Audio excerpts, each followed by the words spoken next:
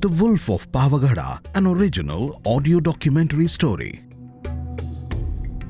Join Amar as he investigates the harrowing tale of missing children intertwined with the ongoing human-wolf conflict in the arid landscapes surrounding Pavagada in Karnataka, India.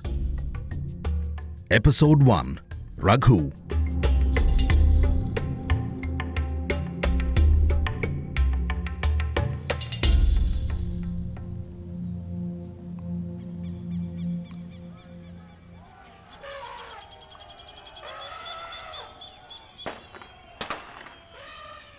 Across rural landscapes, the once harmonious balance between humans and wildlife is now teetering on the edge of chaos. As human populations expand and encroach upon natural habitats, the frequency and intensity of human-animal conflicts have surged. Majestic elephants, driven by hunger, trample through farmlands, leaving devastation in their wake. Predators, once rulers of the wild, now find themselves hunted as they prey on livestock to survive. The cries of farmers echo through the night, mingling with the roars and howls of displaced creatures, painting a grim picture of a world where coexistence seems increasingly elusive.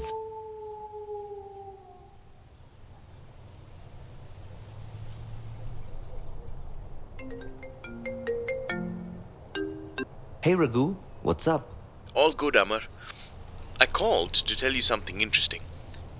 Remember you had mentioned this story about wolves? Well, just yesterday, a shepherd's child has been reported missing. Where? Where did this happen? Near Pavagada. Pavagada? Are people blaming wolves for this? Yes, people are saying that wolves are responsible. I was immediately reminded of a series of incidents that occurred in the same region about 40 years ago, when wolves were accused of snatching and killing several small children from their homes. The spate of events came to be known as the Wolves of Pavagada, a chilling story from 1983 that reverberated through the villages and towns of Pavagada, a remote region in Karnataka, India. Despite a massive investigation by the police and forest department, the truth remained elusive.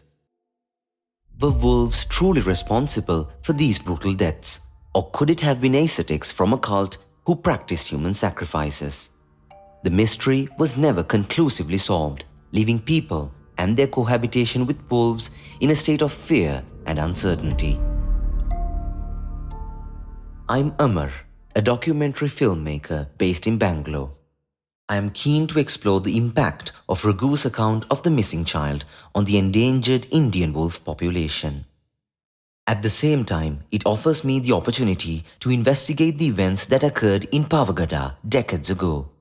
I plan to make a documentary film exploring these incidents, both past and present. But to begin, I'll record audio discussions with key stakeholders, laying the groundwork before moving forward with the actual filming. My colleague Satya will join me on this project to assist me with the audio recording. Before delving into recent events, we decide to first meet up with Raghu on our way to Pavagada. Isn't it nice to get out of Bengaluru? Absolutely, Satya. Let's stop here for a quick breakfast. We should be able to meet up with Raghu by 10 or so, assuming it'll take us 3 hours to get there.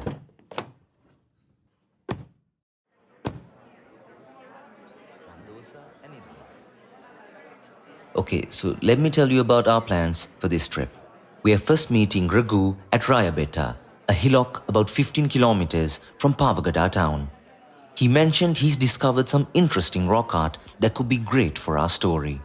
Raghu is a software engineer who came back from Canada, but now he's really into rock art. He's found some new sites and documents them too. After meeting him, we'll check into a hotel in Pavagada and then meet with Daav, a researcher working on animal-human conflict. Daav? Interesting name. Yes, I thought so too. Okay, there he is. Hi Raghu, meet my colleague Satya. Satya, Raghu. Hi, hello Satya. I thought we should meet here at Rayabeta. It's my favorite getaway. Kind of a secret place. It's beautiful out here. So quiet. Come, I want to show you something. I have discovered some rock art here. Mind-blowing stuff. Really, I have never come across something like this before. Here, look at this. Watch your head. That stone is sharp. Okay, this certainly looks like a wolf. And this one, what is it? A bull. Look at its horns. And this one is a deer.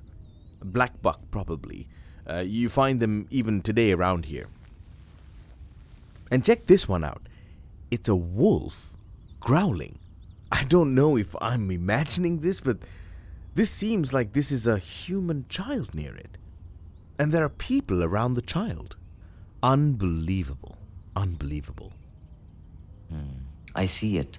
But I think we're seeing something we want to. Let me have a closer look. This does look like a child, but it's not very clear. Difficult to say for sure. Which period is this from? Probably Mesolithic. It could even be from the Neolithic period. Hey, Raghu, why don't you write about this rock art site? I'm hesitant to share the location. It needs to be protected before I write anything about it. You know, awareness sometimes leads to vandalism, not preservation. So, people may have dreaded wolves even then. Human-animal conflict is not a recent phenomenon. I have always wondered, why did prehistoric people mostly draw animals? A shepherd once gave me a logical explanation. To warn others of animals they may come across in these places. But we don't know the exact reason. As we began our climb up a steep slope, I took a moment to look down. The landscape of Pavagada was stark yet beautiful, with its rough, rolling rocky hills, patches of green fields, and small, glistening water bodies. The constant wind sweeping across the rugged terrain blew away my urban blues, filling me with a deep sense of tranquility. What's that? A temple? Yes, it's usually kept locked. Villagers come here for some festivals. These bones, why are they left to hang? Look at this. Legs of chickens. This is of a goat. And look at this. Oh God, these are heads. Sacrifices are quite common in these local temples. By the way, this temple has an interesting history. A very rich shepherd used to come here often. This was like 200 years ago, but he died unexpectedly. They could never find his wealth. They believe he buried it here in Rayabeta. Maybe somewhere around the temple. Shepherds? Can they really be so rich? Oh, yes. Even now. You know, they can own thousands of sheep. That's worth a few crores. Raghu, that report of a missing child you told me. A wolf attack. Do you know anything more about it? I heard about it in the village. That's when I called you. Maybe just a rumor. The fear of wolves. Not much has changed over thousands of years.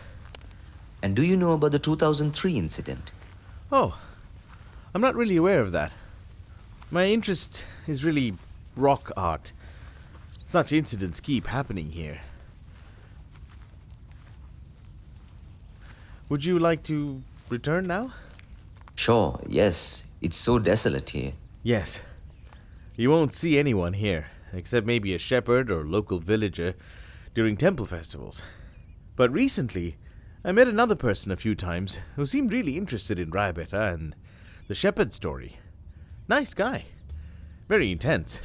Asked a lot of questions. He even asked if there are cairns around here. Cairns? You know, those prehistoric burial sites. They're like slabs of stone, arranged like a small hut.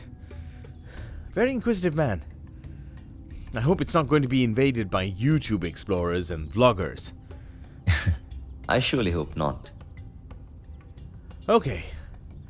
Nice of you guys to come. If you're interested, I could take you to the other rock art site sometime. Bye. Call me when you're in Bangalore. And Raghu, take care of your asthma. See you.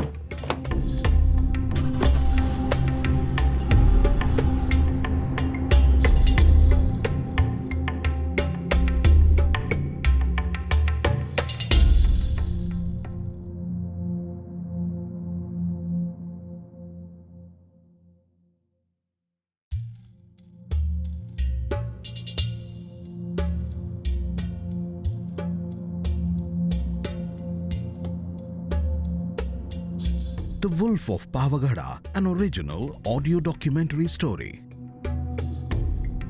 Join Amar as he investigates the harrowing tale of missing children intertwined with the ongoing human-wolf conflict in the arid landscapes surrounding Pavagada in Karnataka, India. Episode 2, Daav and Nagesha.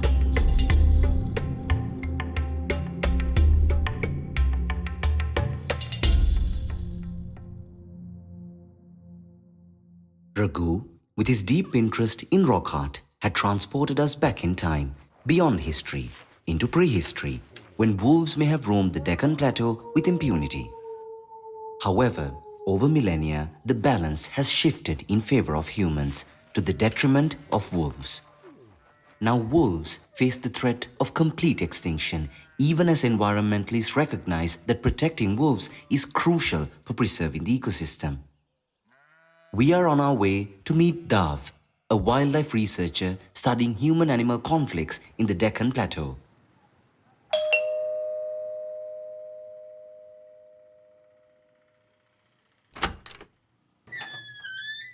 Hello, Daav. I'm Amar, and this is Satya. Hello, hi. This is your office. Yes. Home and office. It's a little messy. No, that's fine. Mostly my books and papers. I plan to be here only for a few months to carry out my field work. These are lovely maps, all hand-drawn, and old photos. Have you taken these yourself? Oh yes, some of them. I like sketching my own maps. It's so hot. Can we switch on the fan, please? Should we begin the interview?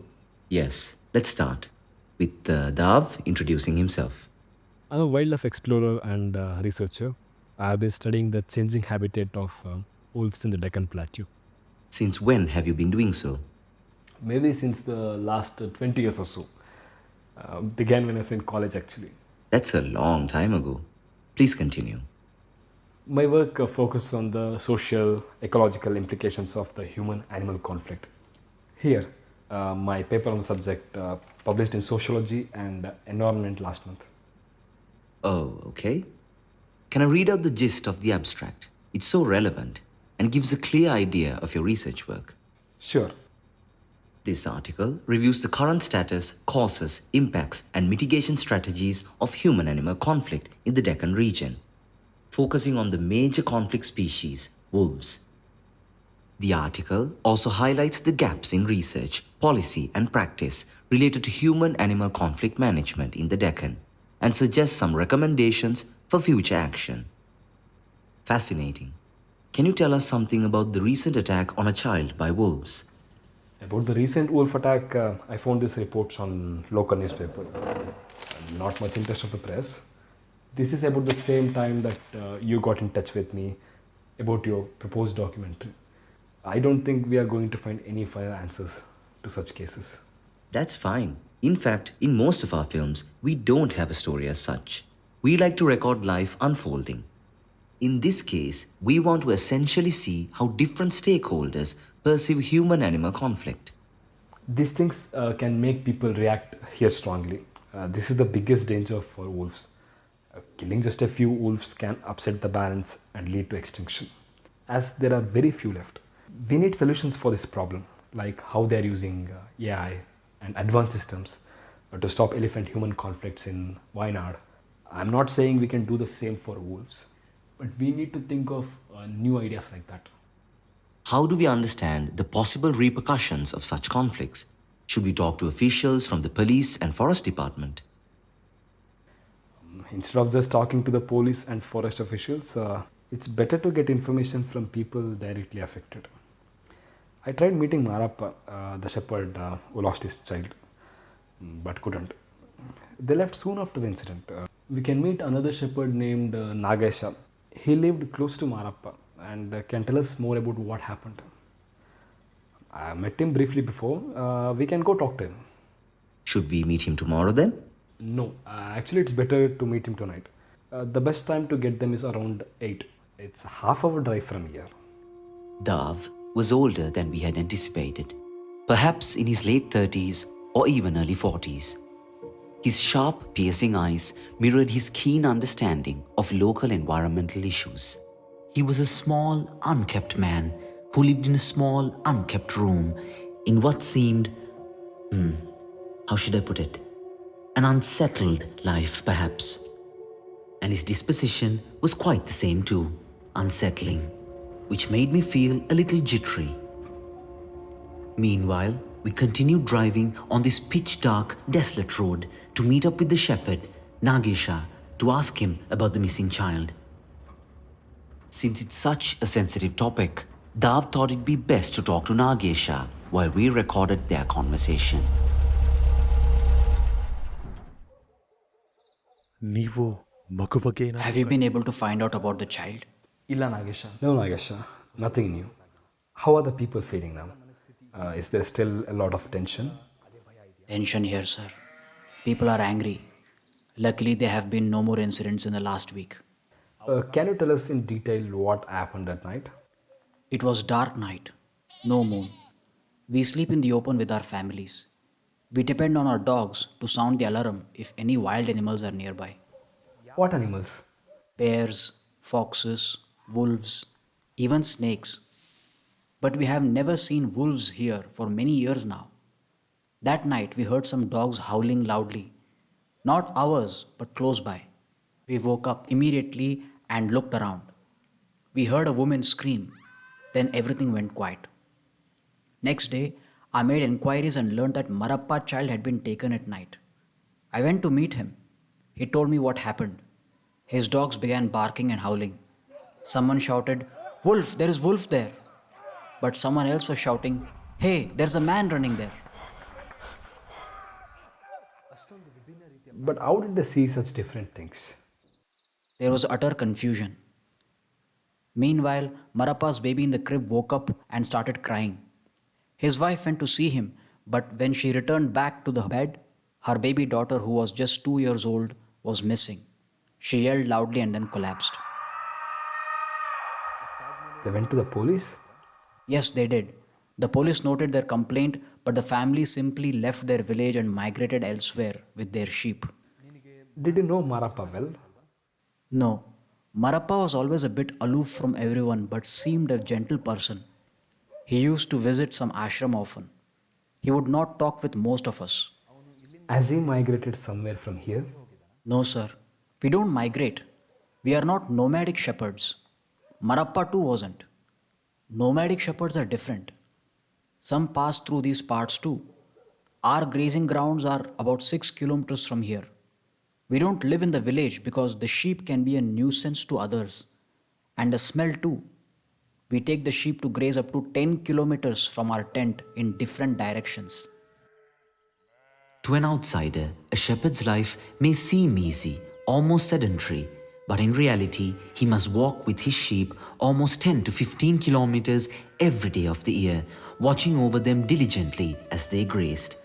All this without what we would call a home, literally living in the open, without a roof over their heads. Daav, meanwhile, continued his conversation with Nagesha.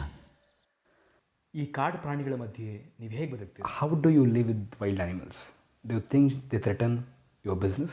Or are you okay with them around?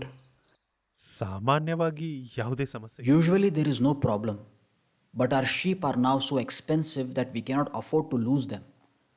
Also, sometimes the shepherd is only minding the sheep. He does not own them. So when we lose any sheep, we are responsible. But what about the danger to you and your children? Aren't you scared of sleeping in the open? No and yes. No, because this is our life. We live like this every day of the year. There is no respite. Our sheep have to graze no matter what. And when it rains? We just cover our cot with plastic sheets. We sleep in the open. It is the lightning that is really scary. We can only pray it does not hit us. In any case, we all have to die someday. No one knows when. But you said yes, that you were scared too. Because when I was a small boy, some 35-40 years ago, I remember something similar had happened. You know the story of the wolves of Pavagada, don't you? So many children went missing. Of course, it wasn't ever solved. No? No, never. Everyone had their own opinions on what really happened. Yes, true. Please let me know if you hear from Marappa. We must return now. Navi ಹೊರಡಬೇಕು. Even today, the tale of the wolves of Pavagada lingers in people's memories. Deep within, the fear of wolves endures despite bear attacks being more frequent in recent times. What Nagesha told us about the nomadic wolves is very interesting. I saw this documentary recently on YouTube. You must check it out. This film is about how nomadic shepherds live in harmony with wolves, while the settled shepherds have more of a commercial outlook. It's a film by Kripakar and Sinani. They had also made this terrific documentary on wild dogs. Oh, can you share the link with me? Sure. By the way, Daav, do you know about this more recent case similar to what happened in the 1980s in 2003? 2003, yes. I'm surprised you heard about this case. I've come across it too. Just to mention, it's not very interesting for ecologists. People say it was similar to the Wolves of Pavagada case from 20 years ago, but it never got media attention. Only some local newspaper just reported it. I looked into some archival records. In June 2003, it seems that actually 2 children went missing, though some reports say it's only 1, and then it stopped. It never became sensational, really. Maybe the 2003 case, it just fizzled out. It never became a major issue. But I've forgotten actually. They only detract us from the issue. We planned to meet Inspector Narayana. He was part of the investigation team in 2003. He retired some years ago. Would you be interested to join us? Oh, me? No, not really. I'm not sure if the 2003 case has anything to do with the issue of human-animal conflict at all. Please go ahead. Okay, sure. I understand your point of view.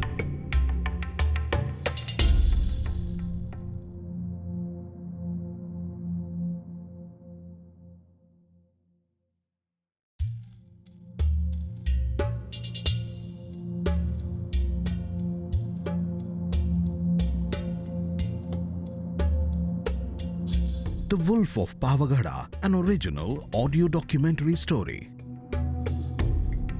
Join Amar as he investigates the harrowing tale of missing children intertwined with the ongoing human-wolf conflict in the arid landscapes surrounding Pavagada in Karnataka, India. Episode 3, Retired Police Inspector Narayana.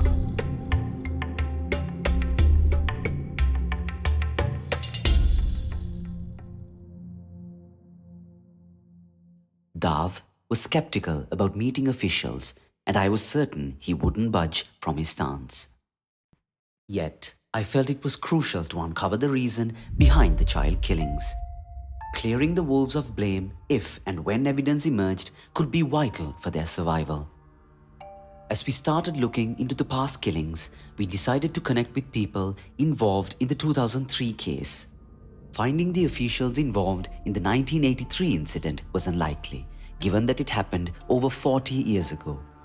Retired Inspector Narayana, who led the 2003 investigation, was willing to share his insights. Sir, could you tell us about the 2003 episodes? Yes. Okay. When children went missing in 2003, the first thing we did was to reopen the Wolves of Pavagada files of the 1983 and to speak with our seniors who had handled the case at that time. Let me begin with this 40-year-old case and then come to 2003. The story of the Pavagada wolves started in April 1983, when a 5-year-old girl vanished near her home, with villagers claiming to have seen a large creature taking her away. 10 days later, a 3-year-old was attacked inside her house. She survived, but that same night, another girl was taken from her bed in a nearby village. After carrying away 5 girls, the mysterious child snatcher disappeared for 2 months, only to return in July 1983. Villagers found a pool of blood and the clothes of the missing child.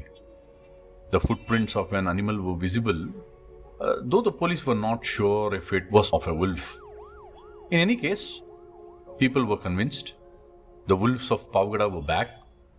Police suggested that pan-eating wolves were on the loose, and the villagers believed them. However, a troubling pattern emerged. All the victims were girls, and all of them were the only daughter of their parents. They were snatched from beside their parents when they were all sleeping, without any drag marks on the ground. In one case, a severed leg was found, and in another, there were rumors that the wolf threw stones at a child's father. Doubts began to arise. Was it really a wolf, as the police claimed? Some suspected the work of tantrics, known for making human sacrifices to goddess Kali. The Madakshira region, separating Pavagada from the rest of Karnataka, was notorious for black magic in those days. Reporters covering the story were sometimes stranded as taxi drivers refused to cross Madakshira after dusk, fearing sorcerers and their spells. All sorts of theories were floating, but the abductions continued. Over 5 months, 7 children were taken. The police and forest department were blaming each other.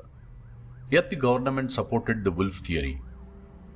There were heated debates in Legislative Assembly.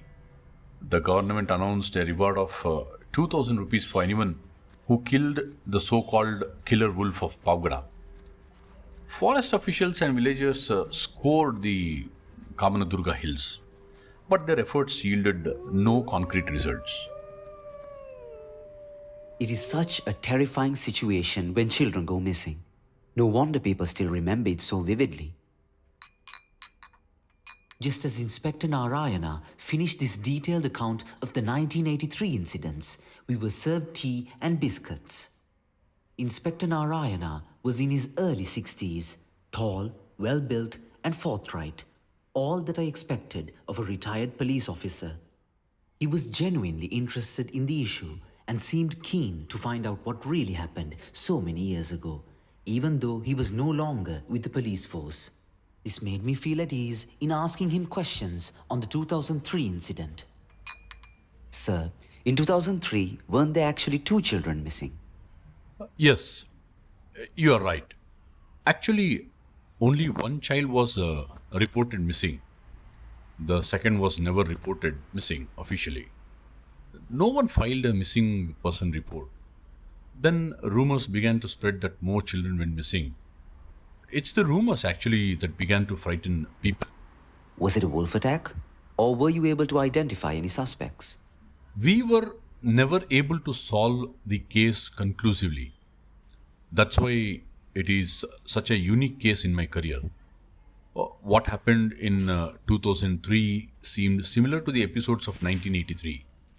When I visited the family next morning after the incident was reported, they told me that the shepherds in the neighborhood reported sighting wolves. Wolf sightings were not very common even those days. I found some droplets of blood on the floor near the child's bed.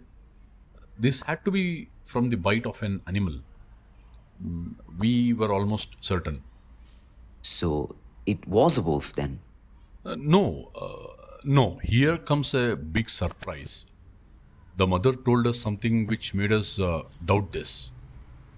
You see, the girl suffered from severe nosebleeds during the hot, dry summer months. It's terribly hot here in June. So it could have been a kidnapping perhaps, like the suspected cults in 1983. We found some animal paw prints near the house. but frankly, we couldn't really say it was of a wolf. Even the forest officers were not sure. It could have been of a dog. We decided to look for drag marks outside the house, but it was all gravel, so we found none. People started protesting. The villagers were threatening to search the forest for wolves and kill them. The forest officials put the blame on black magic practices, saying that it was for the police to locate the criminals. My friend, who I spoken to about the case, a college teacher, Vasant Rao, found something. I recall he called me one evening, I think in 2004, almost a year after the episodes. He found some torn pieces of cloth and also red bangles worn by a child buried at the corner of a small temple. We checked with the mother of the missing child. She confirmed it was her daughter's. But we also found some pieces of green bangles. But the mother of the missing child was certain that these did not belong to her daughter. They never put green bangles on her. Where did this happen? Rayapeta. It's nearby. Rayabetta? We were there with a friend last weekend. He was telling us about this temple and some shepherd. Yes. Yes. There are so many myths and stories in these villages. And about Rayapeta. So the green bangles, they could have been from the second missing child, the unreported one. Yes, that is exactly what we also realized. But no bodies were traced in either case. The media had lost complete interest in the incidents by then. The whole case fizzled out. We assumed it must have been personal vengeance or some lunatic. So just one more question. Are people overreacting to these rather stray incidents? Do you think that people will be able to share the land and resources, live peacefully with wild predatory animals like wolves? I am not an environmentalist, so I am not the best person to answer this question. But from my experience, when the cause of death is known, there is anger, but it can be controlled. When it is about missing children, especially, and the cause is a mystery, fear takes over and people become more hostile, more intolerant, and anger spreads.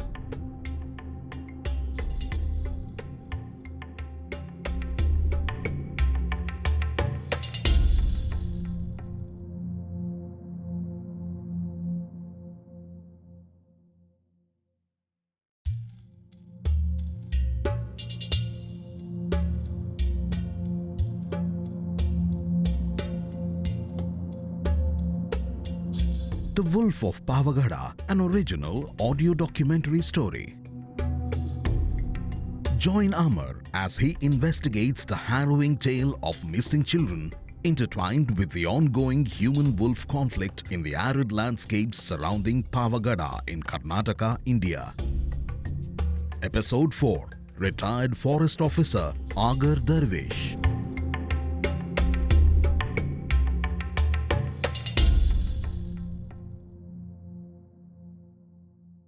Our discussion with Inspector Narayana revealed that the cases of the missing children provided a compelling and crucial parallel narrative to our story of human-animal conflict. Were wolves merely scapegoats, predators turned into prey, to divert blame from the police and place it on the forest department? Getting a forester's perspective was important.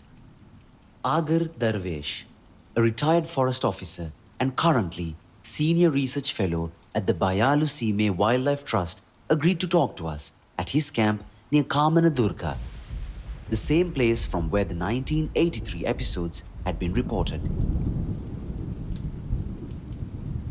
Wolves are becoming rare in the Deccan, and I'm trying to track them and understand their behavior and their proximity to shepherds, or perhaps the growing intolerance of shepherds to wolves. So, sir, can you tell us from your experience as a forest officer a little about the Deccan wolf, their behavior? Could they have been responsible for killing children? One of the earliest descriptions of the wolf can be found in the Catalogue of the Mammalia and Birds Observed in Deccan. It's by Lieutenant Colonel Sykes, published in 1832. He calls it Wolf of Dukhan, Dukhun. He also mentions clearly that these animals are numerous in the open stony plains of Deccan, just like the Pavagada region. But you cannot find them in the forested regions of the Western Ghats. And here, let me show you this. This is one of the earliest photos of the Deccan wolf. It was published in 1902 in an illustrated book on the animals of the world by Charles Cornish. The wolf appears so scared, it has raised its leg, just like dogs do when they're frightened. The book actually mentions why. It seems like they played some low notes on the violin and captured the reaction of the wolf. In fact, it was so afraid that they thought it would get into a fit. They stopped playing the violin. Unfortunately, the Indian wolf is one of the most endangered wolf populations in the world. There are only about 3,000 wild wolves left in the whole of India, including Deccan wolves. Wolves are smart and clever, but also very shy. They usually hunt sheep, but they can also go after bigger animals like black bucks, which are still found around Pavagada. Sometimes they use a trick. One wolf distracts the prey while another attacks from behind. Different cultures have different views on wolves. Some people admire them, while others see them as symbols of evil. Nomadic shepherds have many legends that respect the wolf, which helps them live together. You find these nomadic shepherds more in the north and the northwest of Pavagada. They believe that wolves take the weakest sheep and improve their flock. Settled shepherds here are less tolerant of wolves. They often lay traps or poison them. Many people raising sheep nowadays do it as a business and aren't even from the traditional shepherd caste. You were there as part of the team of forest officials in 2003 who tried to find out whether wolves had taken away the child. Or was it some cult group as part of human sacrifice practices? Yes. I was here on a special deputation from Madhya Pradesh between 2003 and 2004. And you returned to Pavagada. After my retirement, I decided to take up research on the Deccan wolf and settle here. I came here on special duty in 2003. You know about that case? Yes. Okay. So the police thought it was a wolf. We were sure it was some cult practice. We didn't want people here to kill the already few remaining wolves. But you can't rule out wolf attacks, can you? Yes, you are right. Actually, the reports were not clear on whether all were girls or whether that itself was some kind of rumor. But that wasn't the reason why we suspected some cult practice. There was no hard evidence that it was carried out by wolves, like clear wolf tracks or even actual sightings of wolves. But let me be honest. This does not mean there are no instances of man-eating wolves. Like what happened in Madhya Pradesh just 2 years after the Pavagada incidents in 1985-86. Do you know of the Asta incident? No. Please tell us. It was a bigger case than what happened in Pavagada in 1983. But in Asta, people actually saw wolves taking away the children. A pack of 6 wolves killed some 17 children in a matter of a few months. The villagers and the forest officials set up traps, ambushed and killed 4 adults. 2 wolf pups were adopted by some villagers. they were man-eating wolves in spite of being in good health. The killing of the children ceased after the last wolf was shot dead. And very recently, the events at Bahraich in Uttar Pradesh, some 50 villagers remain terrified. Some 10 babies and children have been killed, and another 60 people have been injured. Forest officials say that there is a lone wolf, but villagers are not agreeing. They think there is a wild pack terrorizing them. It is very difficult to say for sure. What causes wolves to turn into man-eaters? You see, there are the general reasons. Loss of habitat, deforestation, competition for resources with humans, but then there may be other local reasons too, like flooding. As in the case of Bahraich, the animals can't go towards the river or the forest because of waterlogging. Naturally, they enter the villages in search of food. They also hide easily in sugarcane fields. Also, and we are presently doing some research on this, hybrid animals, cross between a wolf and a dog. They could exhibit more aggressive behavior and also revenge behavior. Just a year or so back, the Bombay Natural History Society reported the possible sighting of a wolf-dog hybrid. This was in the Gadag district. There is also a theory that wolves might be attacking humans in retaliation if they perceive a threat to their pack or territory. It's all very complex. No easy answers.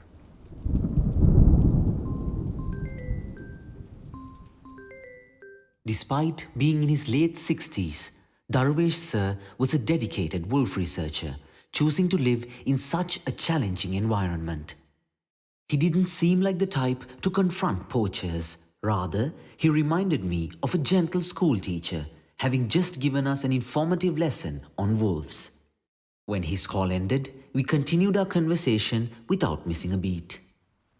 Do you know anything about the recent attacks that took place some weeks ago around here? There isn't much news about it, but there are rumors. To be clear, I don't think the body of the child has been found in this present case. So we don't even know if it's just missing or really dead. In any case, I visited the site where the shepherd's Marappa, I think that's his name, his child was taken away. I felt from the location and evidence at the site that this wasn't a wolf attack. My friends in the forest department had also told me that they couldn't find any wolf tracks at the site. Moreover, on the night, some say they saw wolves, some say they saw a man. So much confusion and rumors in such cases. It's too early to say. What about Marappa? Was he a suspect of some cult practices? They said he visited some ashram often. Yes, they even suspected him. He does frequent some ashram, but the followers are not of the cult type. They actually practice abstinence, especially liquor and meat. So it was a dead end again. Kind of. Until someone in the department suggested that maybe they should think of the whole case differently. An out of the box idea. But a possible one. Could this have been done by some individual? Perhaps a psychopath, a serial killer, maybe. I can't say. After all, only one child is missing so far. The rest seem to be rumors. Psychopath? In this rural area? Wouldn't he be noticed easily? Why do you say this? We have many instances of rural psychopaths like Umesh Reddy. I recently watched this Netflix series on him. You must have heard of him too. Moreover, there is always a floating population in the trading towns nearby. It could be someone who is trusted by local people and goes unsuspected. But the police didn't suspect this in 2003. I don't think it was considered in 1983 either. And both cases remain unsolved. A mystery. Inspector Narayana did mention that it could have been a lunatic. True. There is also the possibility that in times of rural distress, people are not able to settle their debts, forcing them to take the extreme step, like suicide or killing or abandoning a child. But why so many children? Unlikely that these were due to economic distress. Anyway, I'm confident that this is not a wolf attack. But I plan to go back to the location near Marappa's place to study the wolves there. I hope we can find conclusive evidence that the attacks are not because of the wolves. If we are not, then I fear that this will again ruin all the hard work put in by the forest department to protect the last remaining wolves in this region.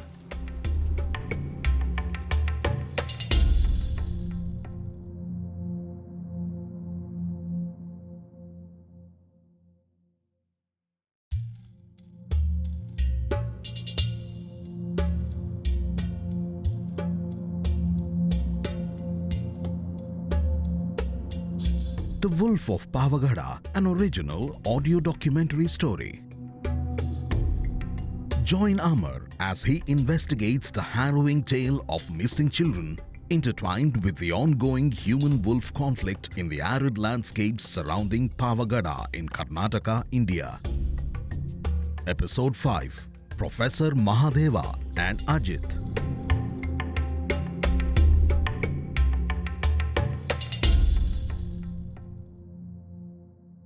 From the possibility of a cult practicing human sacrifice to the actions of a psychopath or serial killer, we never anticipated these twists and turns in our story. During our research on the 1983 case, we discovered several articles by Shivappa Mahadeva, a professor of English literature and an expert on local history, especially cult practices and black magic. Professor, how would you relate the episodes of 1983 to black magic and human sacrifice? People thought a cult was involved in a black magic and a human sacrifice because all the missing children, about 7 or 11 was it, were girls. This was too much of a coincidence for our wolf attacks. But some reports said mostly girls, not all. The 1983 Wolves of Pavagada case was never solved. Black magic happens because people are insecure and scared. Sometimes it can even lead to a murder. But I haven't found any records of a mass human sacrifices like 7 or 10 people at once. There is little evidence of mass human sacrifice because generally killing people is condemned in most societies. It is true that local culture in rural areas is deeply connected to our rituals, but most rituals involve animal sacrifices or symbolic act, not human lives. Sometimes people blames cults or black magic people. They are not able to explain strange events. But didn't colonial records report human sacrifice practices? Yes, good question. There are written records. In India, human sacrifice was practiced by Kund tribe in Odisha. But we should understand that for tribes, it was a complex phenomenon, not just an evil. It had a social culture context. This is very different from human sacrifice today, which is driven by greed and to exploit people's insecurities. So you think that the 1893 episodes were most likely wolf attacks? I'm not sure of wolf attacks. That's not impossible. But my answer is, I don't know. Maybe it's just something else. But I would like to add something more about human sacrifice by the Kund. Historians now question if we should fully trust British reports. Were human sacrifice really that common? The evidence is weak, and their reports were often based on just a few witnesses. Most people likely didn't support these rituals. The British had their own reason to make human sacrifice seems like a big deal. They wanted to gain military and political control over tribal areas and spread their religion. You should see Crispin Bates works on a human sacrifice by the Kund tribe. It's very interesting and important. Also about the Thoda tribe in Nilgiris. The British thought they used it to engage in female infanticide by throwing girl babies from a cliff, but they were never able to catch them red-handed in spite of many efforts. I can never forget that book by Blavatsky on the Blue Mountains, although I'm not sure if all she wrote was facts, not fiction. Blavatsky's Blue Mountains, such an unforgettable read. I remember it had this fascinating connection to Sri Lanka, where I went to school before returning to India. As I listened to Professor Mahadeva, it struck me that many historians in these smaller towns have profound insights, yet their work often goes unnoticed by mainstream historians. Isn't it a shame? I pondered as I rejoined the conversation with Professor Mahadeva. I must also tell you of this interesting story I heard from a young friend, Ajit. He had a scary encounter with a strange practice many years ago, somewhere near Goa. It seems to be a human sacrifice, but it was so vague that he never knew what it was. But it's best you speak to him about it. What I want to say is that it is so easy to confuse some traditional practice as a human sacrifice. Oh, yes, we would certainly like to talk to him. Sir, you mentioned it could have been something else, neither wolves nor human sacrifice. We have learned about the possibility of a psychopath, a kind of serial killer. Yeah, I heard about this angle. Maybe just a random killing. There is another angle, but it has not been explored enough. Sacrifices for finding treasure, not by cults, not for religion motives, but just greedy and obsessed treasure hunters. You know, around the Deccan, many traditional communities use it to accumulate wealth and bury treasure. They say places like Doraibetta, Kamandurga, and Raibetta are like to be our treasure troves. Raibetta. This is the third time we're hearing that name. First by a local rock art researcher, and then by Inspector Narayana. Yes. People here often talk of the treasure at Raibetta. Many years ago, I met this college student, very knowledgeable. He claimed to be interesting in history, visiting me often. He would keep asking me many questions on local temples and monuments. Very persistent chap. He had an unusual, striking name, something to do with a fire like his eyes. I still remember his face but can't remember his name. He was very keen to know about some historical sites. This was just before the 2003 incidents. And then he disappeared completely after the children were reportedly missing. He never came back. I always remain suspicious of that young man. But what could I do? Oh, that's strange. Did you inform the police? Now at that time I did not connect the dots.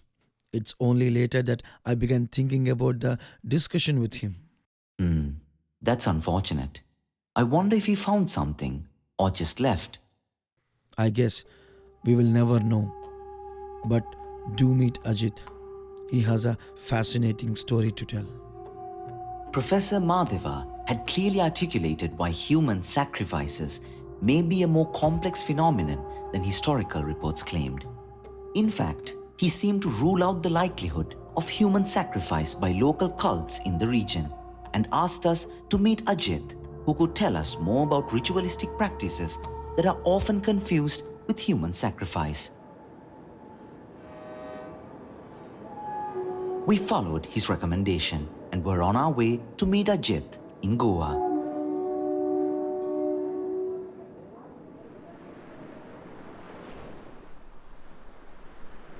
Hello, hi. Hope you had a nice journey from Bangalore. Professor Mahadeva mentioned to me that you are investigating the recent episode of the missing child in Pavagada. It's reminiscent of the Wolves of Pavagada, incidents of 1983. I spent a lot of time in Pavagada, so I know the issues related to wolves quite well. But I guess you want to know more about the incident I witnessed in Goa. It was the craziest thing I ever experienced. A friend took me to some kind of ceremony to what he called an ancient sacred grove. It was actually a small clearing in the forest. We were told not to leave. Around midnight, there was some crazy chanting, and then a small group of people left. They walked right into the thick forest. At about 4 in the morning, we were given some perfume to apply to our palms, and a few minutes later, the group returned. They looked wild, haunted. They were holding human limbs and even severed heads. It was smelling so bad. The perfume helped, but I puked. I was so damned freaked out. It was literally a bloody nightmare. So was it some kind of human sacrifice? That's what I thought too, but supposedly it wasn't. They go and bring back dead bodies of people who were lost and died in the forest to give them a cremation so that their souls rest in peace. I think this is what Professor Mahadeva also said. People easily jump to conclusions that practices like these are human sacrifice when they may not be. Unbelievable. Ajit's monotonic voice made it clear this wasn't his first time telling this story. It felt rehearsed from the start. In fact, from the moment he greeted us. Yet, his point was significant. It's crucial not to immediately link such rituals to human sacrifice. While that's important, I pressed on, asking him how this is related to the recent incidents in Pavagada. Do you think the recent episode of the missing child is related to some human sacrifice practices? You mean in Pavagada, right? I doubt it. It simply doesn't happen anymore as a social practice. And now with social media, it's not easy to hide such things. The police are also very alert. But the wolf angle also seems far-fetched according to forest officials. There are hardly any wolves in this area, and man-eating wolves are not likely, since we have only had a single attack. There could be individual instances of some kidnapping. Now, I don't rule out human sacrifice, but that won't be any kind of traditional custom or religious kind. But I have found that a lot of people try their hand at treasure hunting in parts of the Deccan, especially places around Tumkur and Chitradurga. Treasure hunting?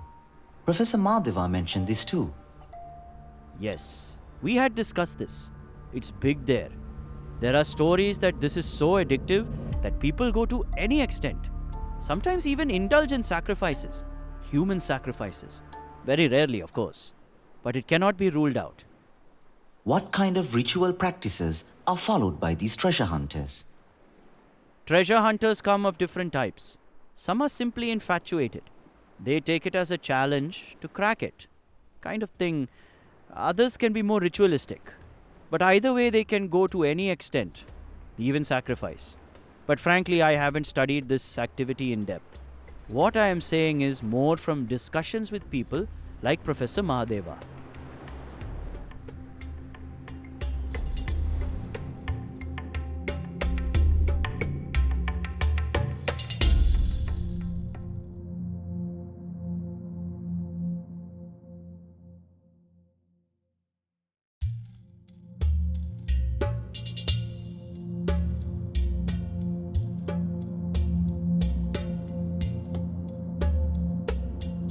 The Wolf of Pavagada, an original audio documentary story. Join Amar as he investigates the harrowing tale of missing children intertwined with the ongoing human-wolf conflict in the arid landscapes surrounding Pavagada in Karnataka, India. Episode 6. Revisiting Aagar Darwish and Inspector Narayana.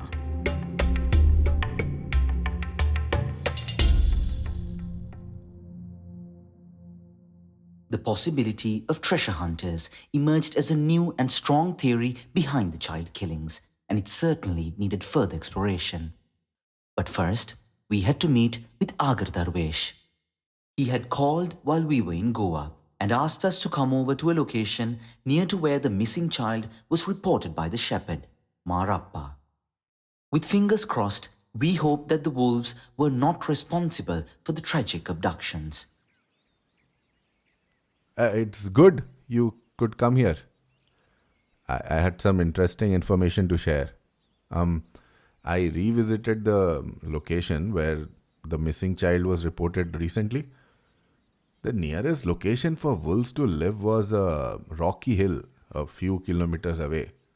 My friends in the department had also reported wolves in that vicinity. So I decided to spend a few days here and check. Do you think they could have taken the child?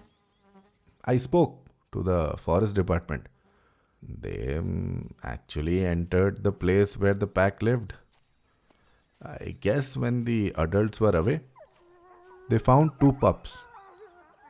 But they found no traces of any clothes or evidence of a child. They have also been tracking the wolves over the past few days. They show no signs of moving towards the location where the child was reported missing or them being man-eaters. But then what do they live on? Wolves are survivors. They can live even on berries and bananas. But interestingly, they moved in the direction of a large flock of sheep. But these belong to nomadic shepherds coming from the north, from Andhra. That's really clever, because nomadic shepherds are more tolerant towards them than the settled shepherds around here. Absolutely. Over the years, the wolves have completely retreated from this area where settled shepherds live. In fact, the shepherds would never even mention wolves are a problem. They fear bears and even snakes more than wolves. We hadn't expected to find definitive answers about whether wolves or a cult group were responsible for the missing children. But we had inadvertently opened a Pandora's box of new competing claims, including psychopaths and serial killers. And the latest contender, treasure hunters. Could this be true? We returned to Inspector Narayana to seek his opinion on this new possibility. After all, he too had mentioned something about Rayabetta, known for a buried treasure. Treasure hunters. I am shocked that you asked me this. I didn't mention this to you the other day since you are more interested in wolves. I mean the conflict between people and wolves. I can share some of my own investigations that I conducted after I retired. I shared it with the police many years ago, but nothing was possible. The case was too outdated by then. I looked at some old police records seeking information on serial killers and treasure hunters, particularly in rural areas of this region and specifically involving children.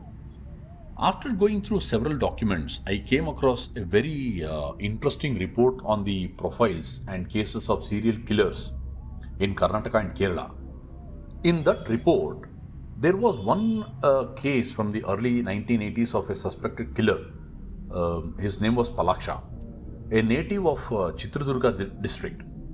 To my surprise, all his victims were children, all small girls actually.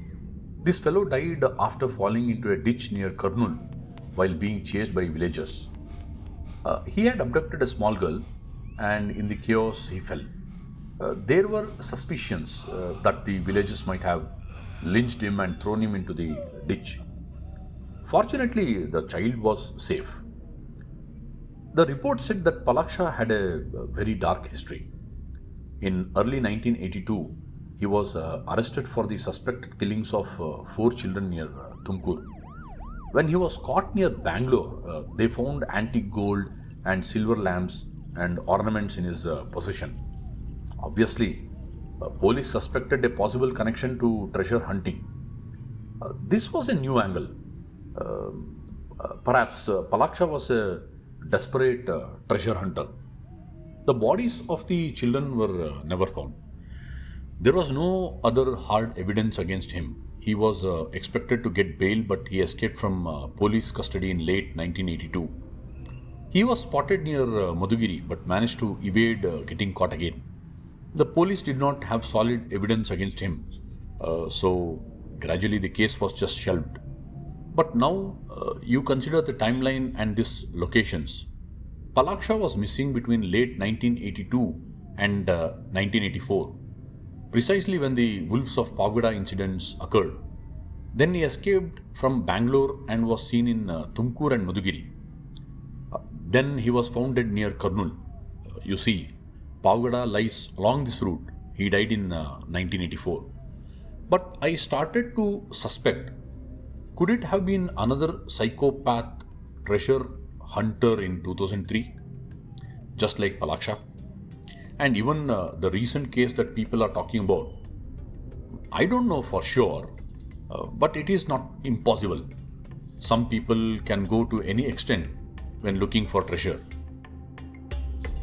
This is an incredible story. Shocking, actually.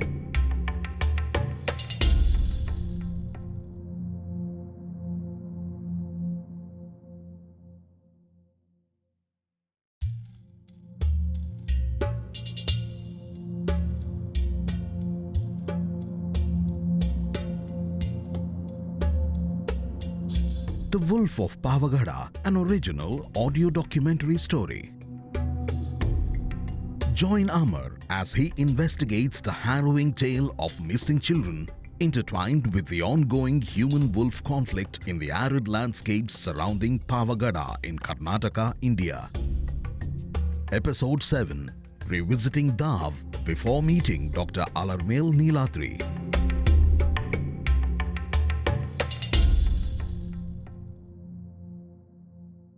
We were left speechless by Inspector Narayana's story, listening with rapt attention. If a treasure hunter could be behind the incidents of 1983, why not those of 2003? As we delved into the significance of treasure hunting in the Deccan, we discovered a recent book by Dr. Alarmel Niladri, an expert on the history of treasure and treasure hunting in the region. Speaking with her could add an important layer to our story, strengthening the narrative about how animals are victimized for unrelated reasons. But before meeting Dr. Alarmel Niladri, we met up one last time with Daav to share our findings so far with him.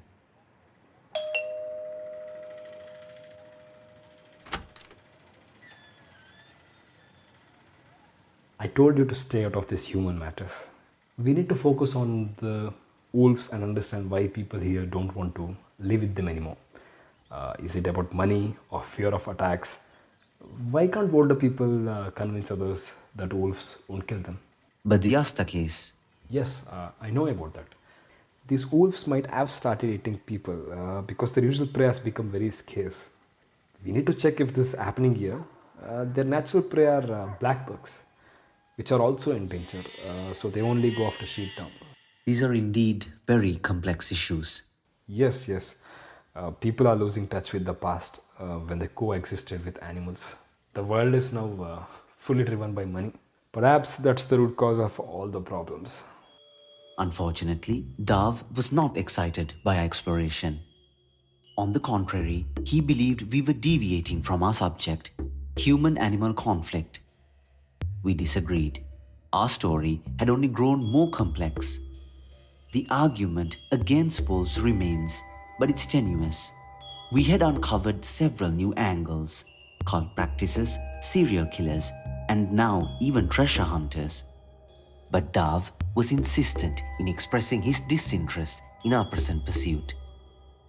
Despite his opinion on drifting away from the core issue of human-animal conflict, we had become obsessed with finding the real predator. Could it be a treasure hunter? Dr. Alarmel Niladri, an expert on treasures of the Deccan, was our best chance to find out. I would say it's not just a treasure hunter, but the possibility of some psychopathic treasure hunter. This cannot be ruled out. Let me show you something. This is the work of Thuston and Rangachari, published in 1909. A very comprehensive study of castes. Here's what they say. Belief in the efficacy of human sacrifice as a means of discovering hidden treasure is widespread. It is believed that spells were placed over treasure as a guard. One such belief was that a man was buried alive in the cairn and bid his ghost protect the deposit against any but the proprietor. The ghost would conceal the treasure from all strangers or only be compelled to disclose it by a human sacrifice being offered. They also mention, and this could be something which could also be topical even now. Some years ago, a native of the West Coast, believing that treasure was hidden on his property, took counsel with an astrologer who recommended the performance of a human sacrifice. And look at this report of 1912 by Colonel Arnold Montgomery from his book Travels in the Deccan. It says, when one sacrifice did not yield the anticipated result, another would promptly follow. Such was the relentless fervor of these treasure hunters, who, undeterred by failure, would often dedicate their entire lives to the pursuit of a single treasure, regardless of the cost. Their unwavering determination and willingness to endure any hardship in their quest for riches are well documented in the annals of history. I have another interesting colonial report published in the Asiatic Review of 1896, which says, several cases of murder have been recently tried and have been linked to treasure seeking. Obviously, we cannot always take these colonial reports at face value, but these incidents happen even today. Sheer madness, isn't it? People's beliefs are so strong that they can engage in cold-blooded murder in the name of sacrifice for treasure. Dr. Niladri's colonial accounts on human sacrifice had us hooked as she sat at her table with an air of quiet confidence. The piles of old manuscripts, research papers, and books surrounding her were a testament to her meticulous scholarship and deep curiosity. A learned historian for sure. But how did she connect this to treasure hunting and human sacrifice in today's world? What about such practices in recent times? You will be shocked. I have been collecting news reports from across India. Take a look at these newspapers. The headlines tell you a story from across India. Police thwart treasure hunt human sacrifice. Treasure hunt triggers human sacrifice. Tantric rituals, 9 arrested as man tries to offer daughter as human sacrifice for treasure. Treasure hunters sacrifice teenager. Human sacrifice attempted for hidden treasure in Chittoor. 4-year-old sacrificed for treasure in UP. 11 arrested. It goes on and on. Treasure hunting is a profession of sorts here. You have these point finders who lure and dupe people into believing they know exactly where a treasure can be found, and also the rituals, including human sacrifice sometimes, that must be done to get the treasure. Treasure? But is there so much of it around here? Yes, absolutely. You must understand that the Deccan was industrially rich. It had an iron and steel industry, blanket weaving, lime making, glass making, and several factories to make arms and ammunitions, even cannons. Proto-industries of all kinds. Even the shepherds were rich. Let me show you something else. Here, Francis Buchanan's survey of 1800. He describes how shepherds used to bury their wealth, and in Mangalore, he mentions a specific caste of treasure hunters who would find treasures from wells. In fact, people believe that because of buried gold and silver, lightning strikes are so strong here. Your book has many first-hand accounts of treasure hunters. Can you put us in touch with any treasure hunters from this region? I know of one person, but I cannot disclose his name. I will talk to him. He may definitely not speak to the camera, but he may agree to let you do an audio recording.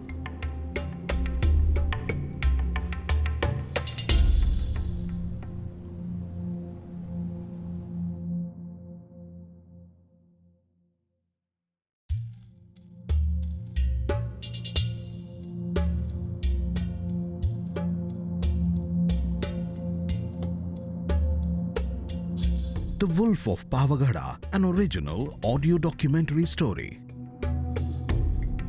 Join Amar as he investigates the harrowing tale of missing children intertwined with the ongoing human-wolf conflict in the arid landscapes surrounding Pavagada in Karnataka, India. Episode 8: An ex-treasure hunter and a shocking finale.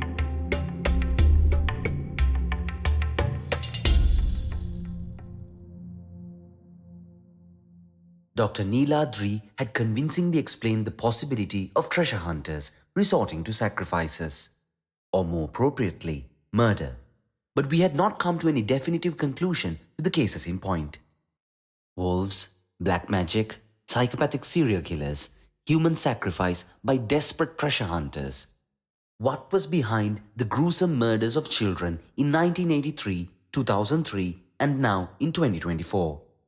Although there was the feeling of being lost, or perhaps reaching a dead end, we consoled ourselves that at least we had unearthed some new possible angles to the mystery of the Wolves of Pavagada.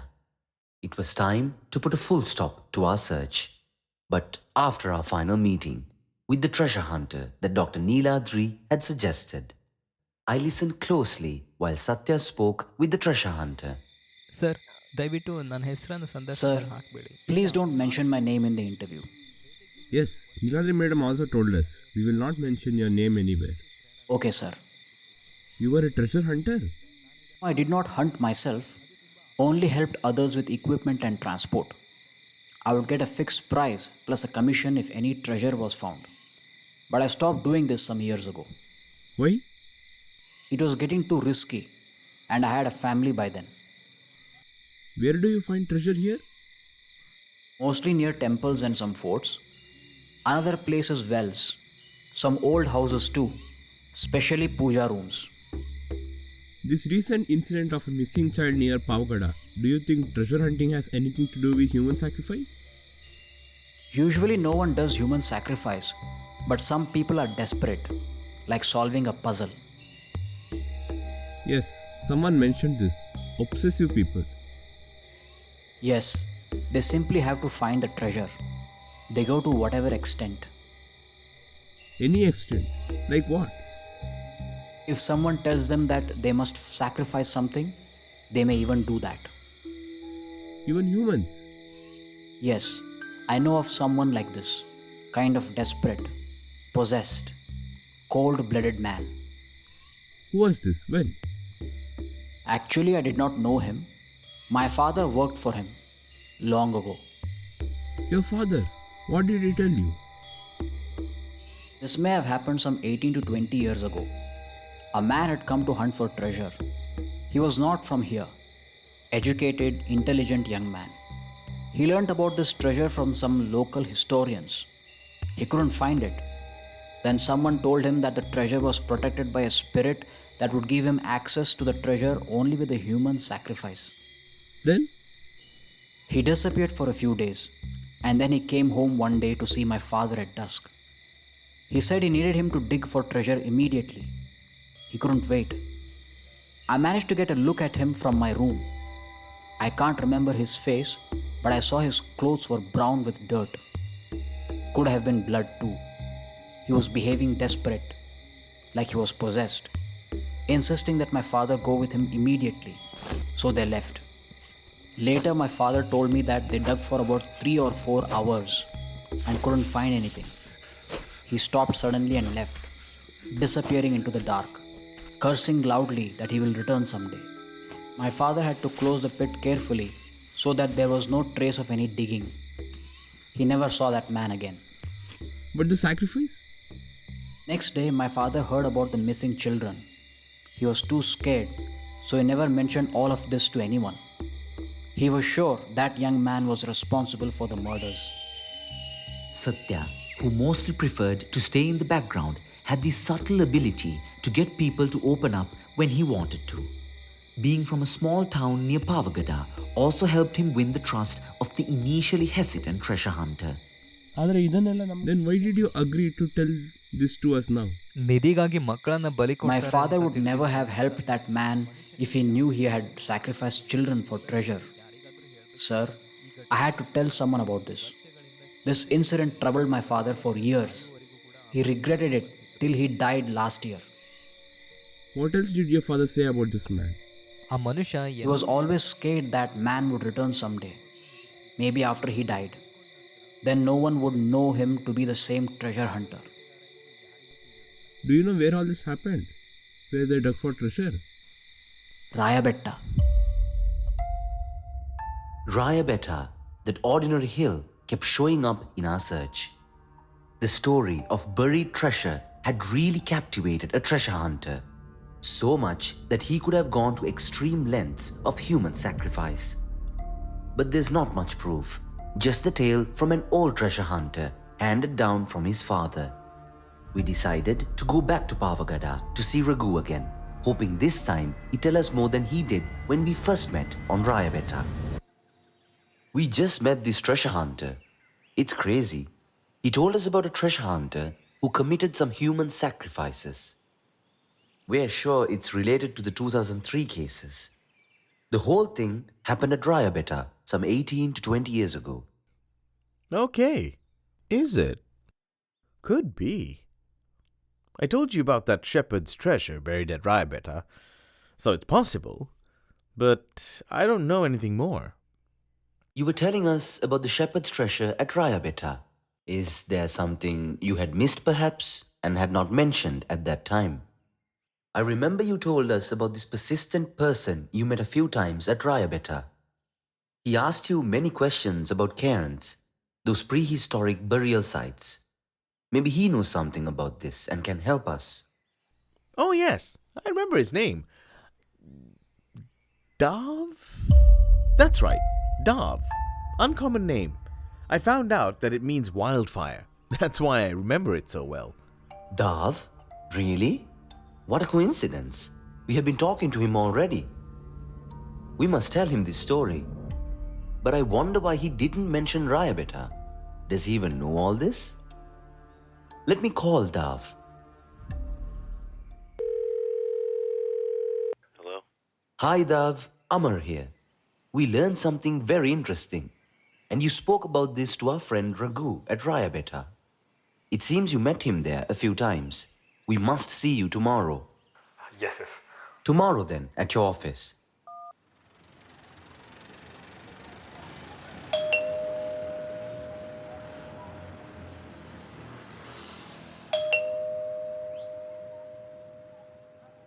Satya, the door is unlocked. Hey! What the hell? It's empty. He's gone, Satya. He's left, in a hurry. Lock, stock and barrel. But why? Wait, one sec. What's that, Satya? Under the cupboard? It's an old photograph. Isn't this Rayabetta? Oh God, it is. It's Rayabetta. And there is something written here on the back. It says Rayabetta, June 2003. This doesn't feel right. Let me try Daav. The number you have called is currently switched off. He has switched off his damn phone. Let's get out of here, Satya. Something strange, isn't it? Daav means wildfire. Didn't Professor Mahadeva tell us that someone with the name related to fire had visited him before the 2003 episodes? A young man.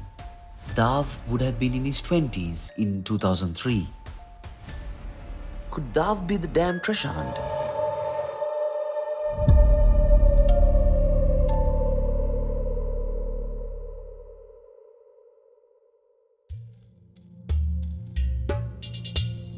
Disclaimer. Some of the events in this documentary story are inspired by real incidents that took place in 1983 but have been dramatized for the purpose of this story. However, all other incidents and events, characters as well as situations depicted in this audio drama are entirely fictional. Any resemblance to actual persons, living or dead, or real life events is purely coincidental. The content is created to raise awareness about human-animal conflicts through fictional storytelling and does not factually reflect real-world beliefs, practices, or events. Listener discretion is advised. Produced by Fair India. Direction and script Sashi Sivramakrishna. Dialogue editing Preetanath. Field investigator S. Sridhar. Field researcher Shiva M. Project design and implementation Jijish T. Audio design and editing Mithun T.M. Voice actors Oshada as Amar, Sharat as Inspector Narayana, Piyush as Aagar Darwish, Anushka as Dr. Niladri, Sri Krishna as Professor Mahadeva, Austin as Ajit, Akshay as Daav, Ram as Raghu, Sudhanba as Satya, Manoj as Nagesha, Prashant as the ex-treasure hunter, Vinay as translator for Nagesha and ex-treasure hunter. Segments by Radio Baba Vamsi. Copyright Fair India 2025.